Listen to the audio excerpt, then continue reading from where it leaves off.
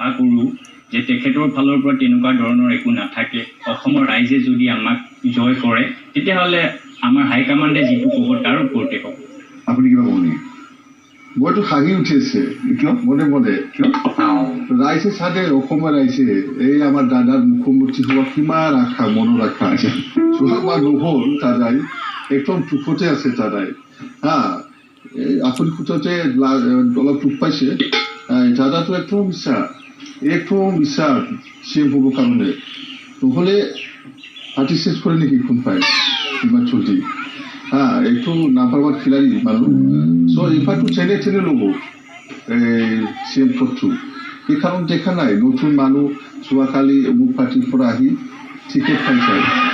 আৰু এই দাদাৰ পাৰ্টিৰ মানুহ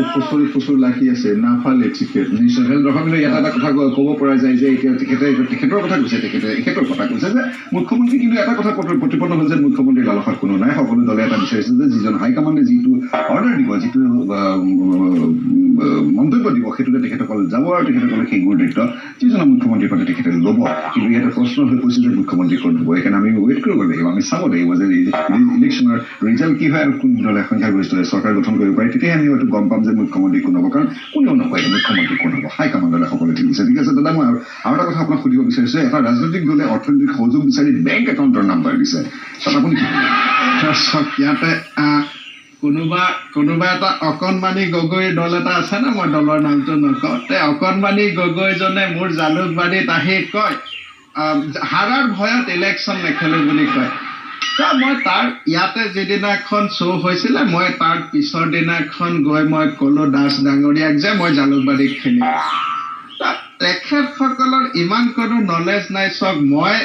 নিজে মানুহজন জালুকবাৰীত থকা অৱস্থাত কোনোবাই আহি তাতে মোক পৰাভূত কৰিব মই ভয় খাই খেলপথাৰৰ পৰা গুচি যাম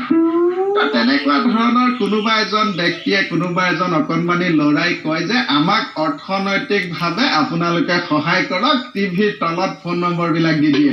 যে অমুক নম্বৰত ফোন কৰক অমুক নম্বৰত আপুনি একাউণ্ট নম্বৰত পইচাটো জমা দি দিয়ক আমি দলৰ কাৰণে কৰিম আৰে বাবাহঁত তাহাঁতক মই শুভেচ্ছা দিছোঁ মই কৈছোঁ আজি অসমৰ ৰাইজক কওঁ যে কমেও 1-2 লাখ টকা এটা মোৰ ঘৰৰ পইচা ভাই মোৰ নিজৰ একাউণ্টৰ পইচা মই তেখেতসকলক দান কৰি আগুৱাই যোৱা বাবাহঁত নিশ্চয় আমাৰ ল'ৰা ন খুব ভাল কথা তো উজনিৰ ফালে তেখেতসকলে আমাক যথেষ্ট সহায় কৰিব জালুকবাৰীটো বাৰু মই নামনিটো মই চাম সেই গগৈজনক মই কওঁ যে মই মোৰ একাউণ্টৰ পৰা 2 লাখ টকা কিবা আপোনাৰ আজিকালি কিবা গুগল চুগল কিবা পে হয় তেওঁ যদি মোৰ নম্বৰটো ঠিকে থাকে মই 2 লাখ টকা এই সপ্তাহৰ ভিতৰত ইলেকশ্যনৰ মিটিঙত খৰচ কৰিবৰ কাৰণে দি দিম খুব ভাল হয় নহ'লে তেখেতে ক'লে যে ইলেকশ্যনৰ খৰচ কৰিবৰ কাৰণে তেখেতে ব্যক্তিগতভাৱে পইচা দিব তেনেকৈ হ'লেতো আগতে জনা হ'লে দল খুলিলেহেঁতেন মই ব্যক্তিগতভাৱে কিছু পইচা মই বিকেক নিদিওঁ মই জানো যে বিকিৰ ইমানখিনি ৰাজনৈতিক পৰিপক্কতা আছে ই যদিও মিষ্টি হাঁহি মাৰি থাকে ই গোটেই কথাবিলাক জানে বিকিয়ে এনেধৰণৰ দলৰ পৰা এনেকে মানুহৰ পৰা পইচা নোখোজে এইবিলাক চান্দা সংস্কৃতি নাপায় নহয় বাবা এটা সময়লৈকে মানুহে এই সংস্কৃতিবোৰ ভাল পায় কিন্তু যেতিয়া টাইমটো অভাৰ হৈ যায় ন ৰাজনৈতিক দল খুলি ল'লা 2-3খন ইন'ভা লৈ তুমি যোৱা লগত 10খন স্কৰ্পিঅ' থাকে আৰে বাবা এইবিলাক ৰাইজে এইবিলাকৰ কাৰণে ৰাইজে অৰ্থনৈতিক সহযোগ নিদিয়ে আপুনিও এটা সময় তেনেকুৱা ধৰণে চান্দা পাৰ্টি মই শব্দটো মই উল্লেখ কৰা নাই চান্দা পাৰ্টি দেখি আপুনি তুমি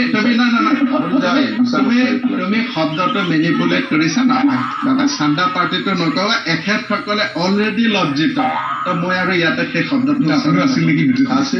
মোৰ আজিকালি ইলেকশ্যনৰ ইলেকশ্যনৰ সময়ত এইবিলাক চান্দা পাৰ্টি কিবা পাৰ্টি মই ক'ৰবাত আছিলো ভাওনা ক'ব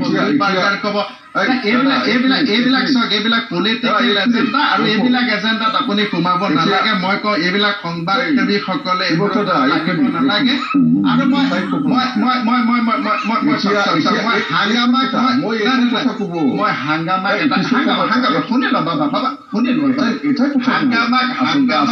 আচলতে কি ক'ব বিচাৰিছে ঠাণ্ডা পাৰ্টি নাই এতিয়া দাদাই নতুন পাৰ্টি ঠিক আছে ঠিক আছে এখেতক ক'ব দিয়ক না এখেতৰ আজি দুখটো মনত নাই না মই হাংগামাৰ প্ৰশ্ন এটাৰ মই উত্তৰটো দি দিওঁ যে অথনি আপুনি সুধিলে যে যদি আমি এবছলিউট মেজৰিটি নাপাওঁ তেতিয়া আমি ক'ৰ পৰা 101খন কৰিম ন মই এতিয়া হাংগামাই মোক খজুৱাই লৈছে যেতিয়া মই খজুৱতিটো মাৰি দিওঁ হাংগামাৰ যিমান কেইখন আসন থাকিব এখেতে দেখিব আকৌ তাতে পাল্টি মাৰি হাত পাৰ্টিত পাল্টি মাৰি আমাৰ তাতে আহিব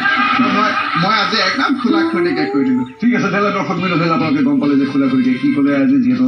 কোন পাৰ্টিৰ পৰা কোনে ক'লে আহে ক'ত দল বদল কৰে সেয়া একো ঠিক হোৱা নাই আৰু যিহেতু নিৰ্বাচনৰ বতৰ একদম গৰম হৈ পৰিছে হয়তো হেলিকপ্টাৰ হৈছে ক'ৰবাত গৰু গাড়ী চলিছে ক'ৰবাত কান্দিছে ক'ৰবাত হাঁহিছে গতিকে দৰ্শক মিল আপোনালোকে সকলোৱে ভোট দিবলৈ যাব এইটো সদায় কৈ থাকোঁ ভোট আমাৰ এটা স্বাৰ্থ হয় আমাৰ ব্যক্তিগত স্বাৰ্থ আমি সেইটো ভোট দিব লাগে আমাৰ দেশৰ কাৰণে দিব লাগে কিন্তু যিটো ভোট দিব আপোনালোকে সেই ভোটটো যাতে ভালদৰে হয় ভালৰ বাবে হয় সেই কামতে আপুনি ভোটদান কৰক আৰু গতিকে দৰ্শক মিলৰ এতিয়া টাইম হৈ আহিছে আমাৰ সময় হৈ আহিছে এইটো চেগমেণ্টৰ বাতৰি যোৱা কিন্তু চেগমেণ্ট শেষ হোৱা নাই গতিকে চাই থাকক হাঁহি ৰহঘৰ